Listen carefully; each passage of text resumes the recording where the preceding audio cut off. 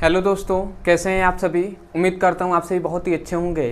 तो आज की इस वीडियो में हम पढ़ने वाले हैं क्लास 12th का फिजिक्स का बहुत ही इंपॉर्टेंट टॉपिक जो है गोलीय चालकों की धारिता की हम गणना करेंगे और हम जानेंगे कि गोलीय चालकों की धारिता का परिभाषा क्या होता है। तो इस वीडियो में हम समझेंगे और बहुत ही आसानी तरीके से आपको समझ में आएगा। ठीक है, तो हमें पढ़ना है गोलीय चालकों की धारिता। गोलीय चालक की धारिता। तो हमें पढ़ना है गोलीय चालक की धारिता। तो सबसे पहला ये पॉइंट्स आता है कि भैया गोलीय चालक की धारिता का परिभाषा क्या होता है। तो परिभाषा बताने से पहले मैं ये बता दूं कि भैया इससे पहले हमने पढ़ाया था धारिता। तो यदि आप उसका वीडियो नहीं देखे हैं तो भैया मैं यही कहूँगा कि आप शुरू से चैप्टर वाइज देखते हुए आइए, एक एक करके पार्ट 1 पार्ट 2 करके देखेंगे तो आपको अच्छे से समझ में आएगा। जैसे आपको धारिता पता ना हो तो भैया गोलीय चालक की धारिता कैसे समझेंगे। इसलिए मैं कहूँगा कि भैया शुरू से पढ़ते हुए आइए। ठीक है, उसके लिए क्लास 12th का फिजिक्स और केमिस्ट्री का लिंक इस वीडियो के डिस्क्रिप्शन बॉक्स में दे दिया गया है, वहां से जाकर आप शुरू से एक एक करके चैप्टर को पढ़ सकते हैं। तो अब आते हैं भैया गोलीय चालक की धारिता किसे कहते हैं। तो याद रखेंगे दोस्तों, मान लेते हैं सबसे पहले हम एक गोला बनाते हैं, एक गोलीय चालक ले लेते हैं। ये क्या है भैया, गोलीय चालक है। ठीक है, ये गोलीय चालक है और इस गोलीय चालक पर जब हम क्या करते हैं प्लस क्यू आवेश देते हैं, जब इस गोले पर प्लस क्यू आवेश देते हैं तो इसके चारों ओर विद्युत क्षेत्र उत्पन्न होगा। और दूसरी बात, इसकी जो त्रिज्या होती है, इस गोले की त्रिज्या वो भैया आर होता है। ठीक है, तो जब हम इस पर आवेश देते हैं, तो जब हम आवेश देंगे तो जाहिर सी बात है इस पर विद्युत क्या होगा, विद्युत विभव उत्पन्न होगा, मतलब विभव उत्पन्न होगा। तो हमें इस पर गणना क्या करना है, हमें गणना करना है भैया सबसे पहले परिभाषा में बात करें तो याद रखेंगे गोलीय चालकों की धारिता हम क्या कहेंगे, किसी गोलीय चालकों द्वारा आवेशों को धारण करने की क्षमता गोलीय चालक कहलाता है। समझ में आया क्या कहा जा रहा है। परिभाषा आपको याद रखना है। ये मान लेते हैं ये गोलीय चालक है, तो ये आवेश इस पर दिया गया, तो ये आवेशों को धारण कर रहा है। कुछ निश्चित मात्रा तक ये क्या करेगा, अपने आवेशों को धारण करेगा, उसके बाद नहीं करेगा। तो ये जितने आवेशों को ये जो है आवेशों को धारण करने की जो क्षमता होती है ना, जो इनकी कैपेसिटी होती है, वही क्षमता ही क्या कहलाती है भैया, धारिता कहलाती है। तो हम क्या कहेंगे, किसी गोलीय चालक में आवेशों को धारण करने की क्षमता क्या कहलाती है, गोलीय चालकों की धारिता कहलाती है। तो हम सबसे पहले यहाँ पे डेफिनेशन लिख दे रहे हैं। हम क्या लिखेंगे, गोलीय चालक की धारिता आवेशों, सॉरी ऐसे नहीं लिखेंगे,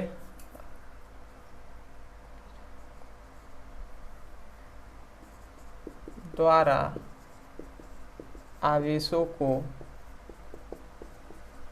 ग्रहण करने की क्षमता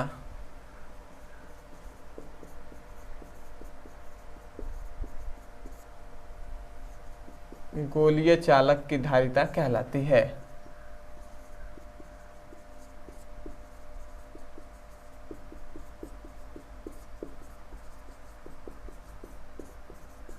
ठीक है, तो हमने क्या लिखा है भैया, गोलीय चालकों द्वारा आवेशों को ग्रहण करने की क्षमता गोलीय चालक की धारिता कहलाती है। तो आपको यहाँ से नहीं, यहाँ से याद रखना है, किसी गोलीय चालकों द्वारा आवेशों को धारण करने की क्षमता गोलीय चालक की धारिता कहलाती है।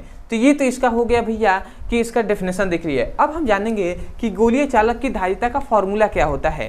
तो फॉर्मूला हम निकालते हैं इसका। तो याद रखेंगे दोस्तों, हम जानते हैं धारिता, यदि हम इसके गोलीय चालकों में कितने धारण करने की क्षमता है, इसकी धारिता क्या होगी। तो हम चूंकि हम जानते हैं कि धारिता इक्वल टू होता है C इक्वल टू Q/V होता है। ठीक है, हमें ज्ञात करना है धारिता का मान। ठीक है, कि गोलीय चालकों पर धारिता कितना होगा।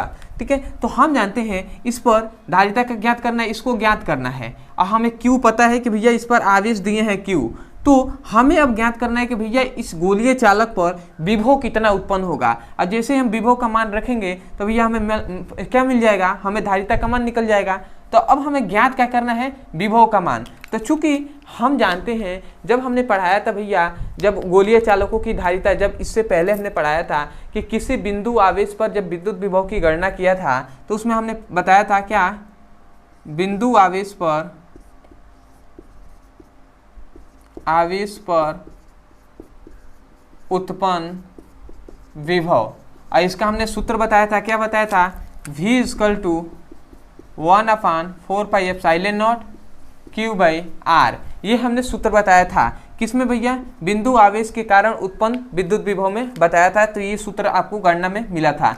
अब इस सूत्र को, ये v का मान हम यहाँ पे पुटअप कर देंगे तो हमें क्या मिलता है उसे देख लेते हैं। तो हम लिखेंगे यहाँ से, इसको समीकरण सेकेंड मानते हैं, इसको समीकरण फर्स्ट। तो हम लिखेंगे समीकरण फर्स्ट में सेकेंड का मान रखने पर, ठीक है। तो जब हम इसका मान रखते हैं तो क्या मिलता है, c इक्वल टू q, हमने ऐसे ही रख दिया q को, भैया ये तो बड़ा q कहें या छोटा q, बात तो एक ही है, ये आवेशी न है तो हम q लिख सकते हैं। यहाँ पे ये भी ऐसे भी लिख सकते हैं, कोई दिक्कत नहीं है, ठीक है। तो हमने q लिख दिया। अब इसका v की जगह पर हम ये सभी मान रखेंगे तो क्या लिखेंगे, 1/4πε0 इंटू Q/r, ये हो गया। अब हम जानते हैं कि ऊपर q है तो q से q कैंसिल हो जाएगा, तो यहाँ पे q से q कैंसिल हो गया। तो अब हमें क्या मिला, हमें मिला यहाँ पे ये 4πε0 इंटू r, ये ऊपर चले जाएंगे तो क्या मिल जाएगा, 4πε0 इंटू क्या मिल जाएगा, r मिल जाएगा। और ये जो मिला ना, यही है आपकी गोलीय चालकों की धारिता, ठीक है। तो गोलीय चालकों की धारिता क्या हो जाएगी, 4πε0 इंटू r, ये गोलीय चालकों की धारिता है। और कैसे आई ये आपको समझ में आया है, ये गणना से, ठीक है। अब आता है कि याद रखेंगे जब ये गोलीय चालक है, ठीक है, तो इसमें यदि हम CGS, ये तो SI मात्रक में है, यदि हम इसके CGS पद्धति में निकालें, CGS पद्धति में निकालें तो ये जो इतना मान है ना, ध्यान दीजिएगा, जो ये इतना मान है ये तो कांस्टेंट है, नियत है। तो नियतांक का मान CGS पद्धति में 1 होता है। तो भैया जब इसका मान 1 हो जाएगा तो C होगा जो R के बराबर हो जाएगा। तो इसका मतलब हमें क्या मिला कि जो C होगा वो R के क्या हो जाएगा, इक्वल हो जाएगा। मतलब जो धारिता होगा वो उसकी दूरी के या त्रिज्या के क्या हो जाएगा, बराबर हो जाएगा, ठीक है। तो हमें क्या पता चला कि CGS पद्धति में C R के बराबर होगा और SI पद्धति में जो C धारिता होती है, गोलीय चालकों की धारिता, वो 4πε0 इंटू R होता है। तो आशा करते हैं दोस्तों आपको अच्छे से समझ में आ गया होगा कि गोलीय चालकों की धारिता किसे कहते हैं, ठीक है। तो मैं यही कहूँगा, यदि आपको वीडियो अच्छा लगा हो तो सबसे पहले चैनल को सब्सक्राइब कर लीजिएगा, वीडियो को लाइक कर दीजिएगा और हो सके तो हमें कमेंट सेक्शन में ज़रूर बताइएगा कि आपको वीडियो कैसा लगा। अदरवाइज यदि कोई भी टॉपिक आपको स्कूल में, कोचिंग में समझ में नहीं आता है तो उस टॉपिक का केवल नाम लिखिए यूट्यूब पर और अंत में हमारे चैनल का नाम लिख दीजिए, आपको वो वीडियो मिल जाएगा। जैसे आपको धारिता समझ में नहीं आ रहा है, धारिता अभी तक पढ़े नहीं है, तो आप लिखिए यूट्यूब पर जाकर धारिता ब्रदर सर, तो आपको वो वीडियो मिल जाएगा, वहाँ से जाकर आप अच्छे से पढ़ाई कर सकते हैं।